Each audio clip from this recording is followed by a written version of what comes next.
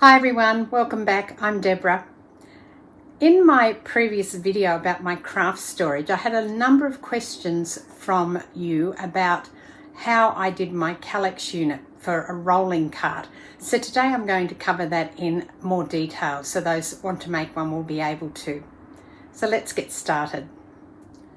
So this is my unit here, and what I've got is I've got a 4x2 Kallax unit backed by another 4x2 Kallax unit.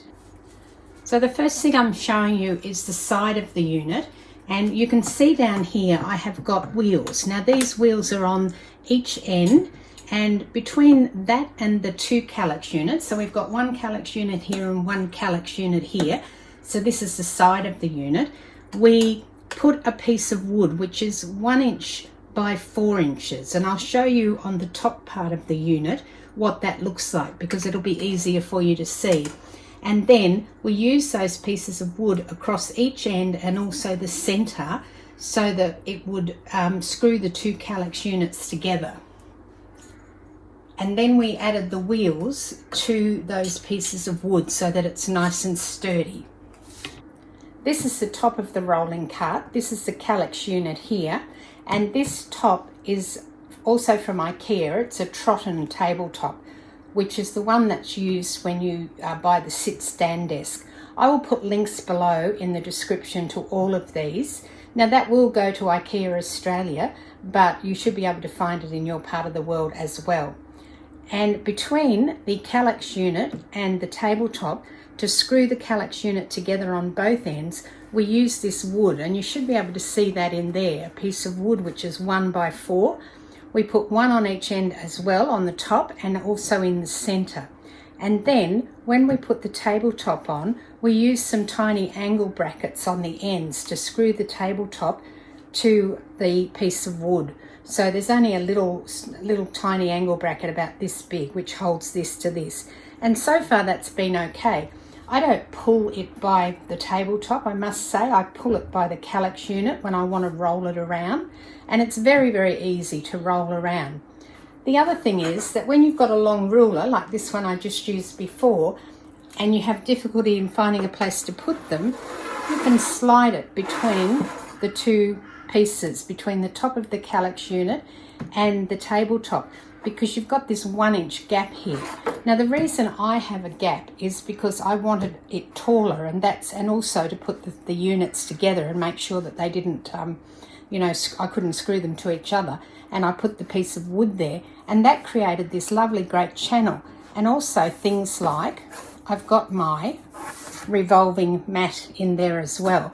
So because there is a piece of wood in the center, I've pretty much got all this side and all the other side. And if I swing around just slowly, and you'll be able to see that the wood is here, the other piece of wood. And if I take that a tiny bit further and pop on the other side, in this side, I've got my cutting rulers. So these are my big ones that don't really fit anywhere. I think I've also got a cutting mat in there. Oh no, I haven't. I've got another ruler. So that's my big cutting thing. And I've also got my angled, I don't know what's called, a T-square, but it's an angled ruler, a dressmaker's ruler. And I think in the other side, no, nothing else in there. In the other side, I also have my T-square, which is in this side. So hopefully that's helped people who wanted to know more about it. Now I have, as I said, I have 2 wheels on either end. I also have a wheel in the center on the bottom, around about here or wherever that piece of wood is on the bottom. And there, so the wheel would be on the piece of pine that's on the bottom. We just used pine, and that seemed to work very well. This tabletop, the Trotton tabletop, is very sturdy, so it's not going to bow. So we didn't have to worry about putting more than 3. If you were concerned about that, you could put some more wood across before you put your tabletop on. But for me, I didn't think that we needed that. And then just to give you a demonstration of how easy this is to move around, I just grab it by both ends and then I just pull it out, and I can move it wherever I want. And you can see that it's really super easy.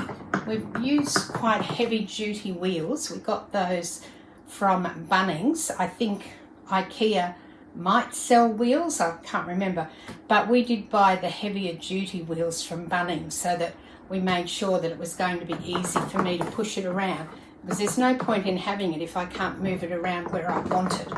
The idea with this is that when I want to pin a quilt, I'll be able to pull it out from the wall into the centre of the room, and therefore I'll be able to use the whole surface front and back.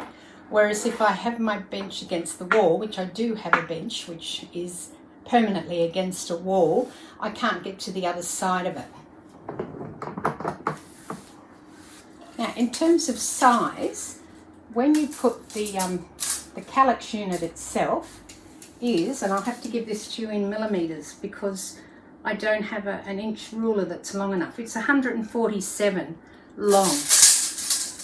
That is the size that's on the IKEA website, so you'll get the dimensions of the Kallax unit from there. But we have added that first bit of the wheels and the wood, so it starts around 10 centimetres off the ground, just measured that. And then I have the 1 inch gap, or 2.5 centimetres, from the top of the Kallax unit to the bottom of the trotton tabletop. And the trotton tabletop itself is 2 centimetres wide.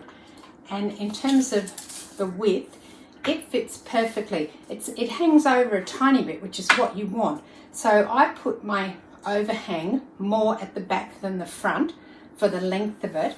I centered the overhang on the sides, so in terms of overhang, it's around 6.5 millimeters from the edge. Let me just flip that camera around a little bit, sorry. It's about 6.5 millimeters from the edge of the Kallax unit to the edge of the table, and same on the other end. Then the width, if I look at the width of the table, the trotton tabletop is 80, and I'm pretty sure it's 160 long. Let me just grab that. Yeah, it's 160 long. Again, you'll get those dimensions from the IKEA website.